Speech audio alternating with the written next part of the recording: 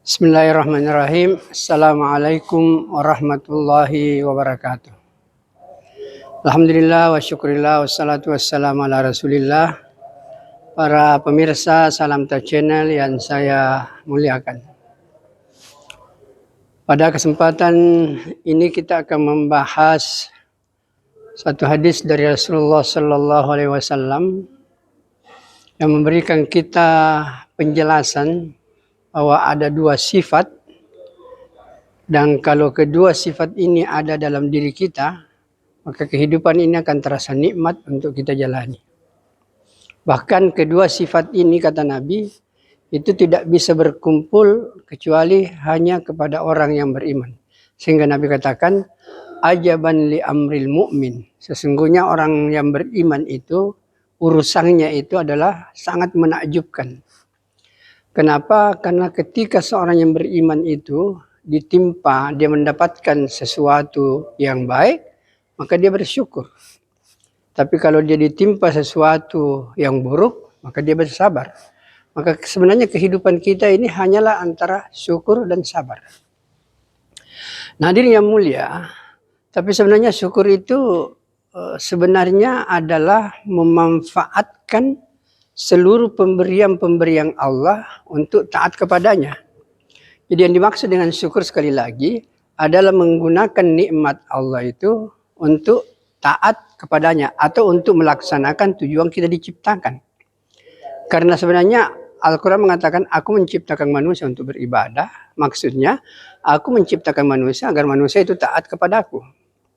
Lebih jauh lagi maksudnya adalah aku menciptakan manusia agar manusia itu melaksanakan perintahku, meninggalkan laranganku. Nah, maka para pemirsa yang saya muliakan, oleh karena itu Allah kasih kita nikmat sehat, pakailah kesehatan itu untuk mengabdi kepada Allah, untuk mentaati Allah.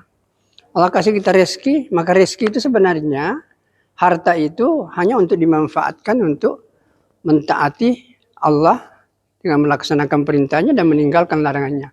Pendek kata, pengertian syukur yang sesungguhnya itu adalah menggunakan semua nikmat yang Allah berikan kepada kita untuk melaksanakan tujuan kita diciptakan. Yaitu untuk beribadah, artinya untuk taat. Maksudnya adalah untuk melaksanakan perintah dan meninggalkan larangan.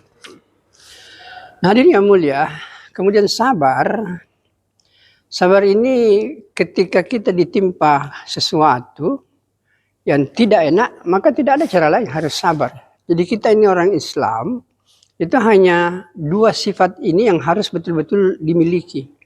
Dan Nabi sudah katakan bahwa kedua sifat ini hanya akan berkumpul kepada orang yang beriman. Orang yang tidak beriman tidak akan berkumpul di dua sifat, yaitu syukur dan sabar. Nah, untuk sabar ini, itu ada beberapa tingkatan. Yang pertama itu adalah sabar dalam mentaati Allah. Yang kedua, sabar dalam meninggalkan larangan Allah. Puncaknya adalah sabar menerima takdir. Jadi sabar untuk melaksanakan perintah Allah memang dibutuhkan kesabaran. Kalau orang tidak sabar, nggak mungkin orang bisa sholat. Nah, jadi kita bisa sholat, misalnya sholat subuh. Kita masih enak tidur, datang panggilan azan. Kalau kita tidak sabar, maka kita tidak mungkin bangun untuk melaksanakan ini.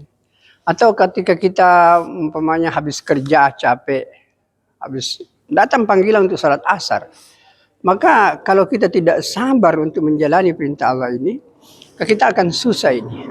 Maka oleh karena itu, sabar dalam melaksanakan perintah Allah ini adalah sabar yang paling rendah. Di atasnya lagi itu adalah sabar meninggalkan larangan Allah. Karena ini lebih berat lagi. Jadi sabar meninggalkan larangan Allah ini dibutuhkan kesabaran yang tinggi. Karena kenapa? Karena dalam larangan Allah itu ada kenikmatan. Mari kita lihat. Kenapa Allah melarang kita minum khamar? Karena dalam minum khamar ada kenikmatan. Kenapa Allah melarang kita berzinah? Karena dalam perzinahan ada kenikmatan. Jadi untuk meninggalkan yang diharamkan oleh Allah itu butuh kesabaran yang luar biasa. Karena di situ ada kenikmatan di dalamnya. Maka hadirin yang dimuliakan oleh Allah Subhanahu wa taala, jadi perlu diingat bahwa semua larangan-larangan Allah itu di situ ada kenikmatan, dan justru itulah Allah melarang kita untuk menguji kita, maka kita taat kepada Allah atau tidak.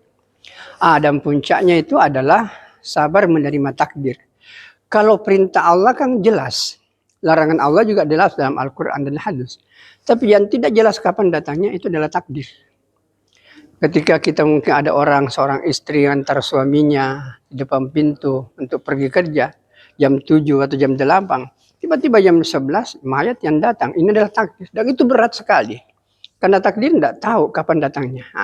Nah, untuk menghadapi takdir yang seperti ini dibutuhkan kesabaran yang luar biasa. Maka oleh karena itu ketika ada sesuatu yang tidak enak seperti ini terjadi, maka langsung terima, ya Allah, saya terima ini. Karena semua takdir datangnya dari kamu. Terima dulu, ikhlas menerima, barulah hati ini akan plong. Nanti setelah kita menerima seperti itu, barulah kita berdoa, ya Allah, ini musibah, ini cobaan luar biasa beratnya. Angkatlah ya Allah, mudahkanlah ya Allah. Ya Allah, berikanlah keringanan untuk menghadapi ini. Jadi kalau terjadi musibah itu tadi, terima dulu, baru kita berdoa kepada Allah. Beginilah tuntunan Nabi dalam kita menjalani hidup antara syukur dan sabar. Kalau ini kita lakukan, maka kehidupan ini akan terasa nikmat, dan kita akan hidup bahagia di dunia yang sementara dan di akhirat yang kekal abadi. Baik, kita tutup dengan doa kepada majelis. Subhanakallah wa bihamdika, asyhadu an la ilaha illa anta, astaghfiruka wa atubu ilaik. Assalamualaikum warahmatullahi wabarakatuh.